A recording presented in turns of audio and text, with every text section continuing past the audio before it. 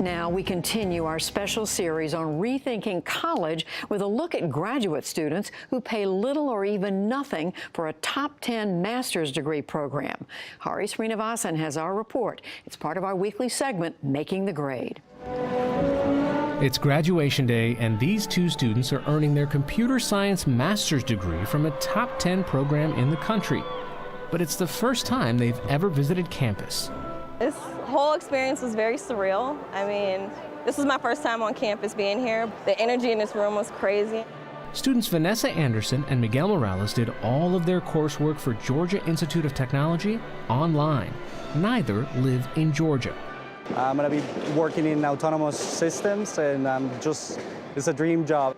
And a job which pays. The average starting salary for Georgia Tech's master's degree graduates is $150,000. This spring, 64 students earned their computer science master's degree on campus, but 212 earned them online. The degree is the same on the transcript, it's the same on the diploma, there's no distinction whatsoever. Charles Isbell, a senior associate dean for Georgia Tech's College of Computing, helped design the online master's program. It's about accessibility. We see that we can get many more people who don't look like the traditional folks that we have coming on campus. In fact, online students are typically older and have full-time jobs. Online, there are nearly twice as many students of color than on campus, and while Isbell insists the quality of learning is equal for the two programs, he points out one key difference: cost. There's a huge difference in price. So for our on-campus degree, it's somewhere north of $42,000 a year. For the online degree, it's $6,600 for the entire degree. So if the experience is the same, how can you deliver a product at $6,600 that you're delivering at $42,000? Well, there's two big things. The first is we don't have to pay for buildings. We don't have to build new classrooms. But the really big difference is scale. So we have about 4,500 students in the program compared to the 400 or so that we have on campus. A recent Harvard study of Georgia's online masters concluded that the combination of a top 10 program offering a traditional degree and significant cost savings has created a whole new consumer market in higher education. Just made the code changes in here. For some students, tuition is actually free. That's because many companies offer their full-time employees tuition reimbursement.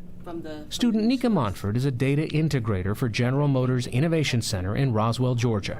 Every GM employee gets $8,500 to spend in higher education every year, and so it falls well within the $8,500 that we get.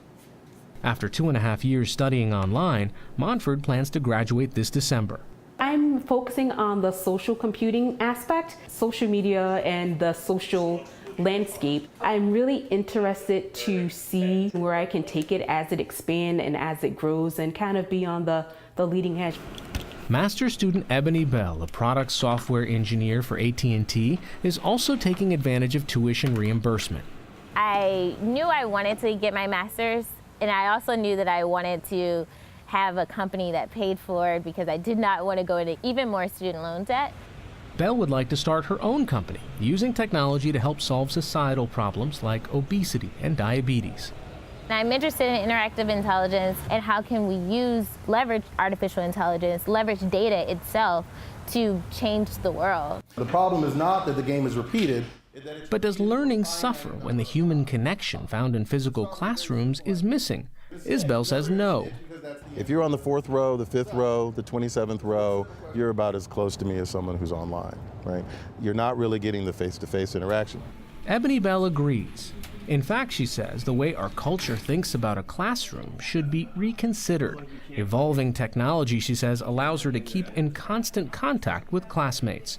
We communicate daily through chat. We communicate through Google Hangout, through video conferencing. We email each other back and forth.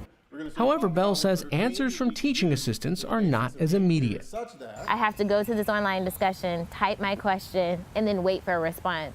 And usually the response isn't no more than a day, but even the fact that I have to wait for a day. Whereas if I'm in the classroom, I raise my hand and I get immediate feedback. That's where Georgia Tech professor Ashok Goel comes in. A professor of computer and cognitive science, Goel created an artificial intelligence tool to help answer questions for the 4,500 online master's degree students. And this is Jill Watson. That's right. What does Jill do? Jill is an artificial intelligence TA. So as students ask questions, Jill gives answers to those questions. Why is there a need for an artificial intelligent TA?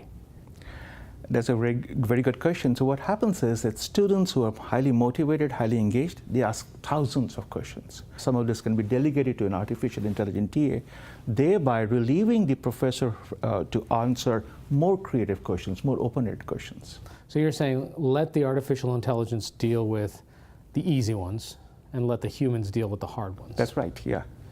We don't really notice who's answering our questions as long as they're giving us the best answer. It doesn't need to be a human. But she still sees an important role for professors. We need professors, we need people that are going to help motivate us still in the class and help us understand why we're even taking the class. Not all courses can go online like this. Why not?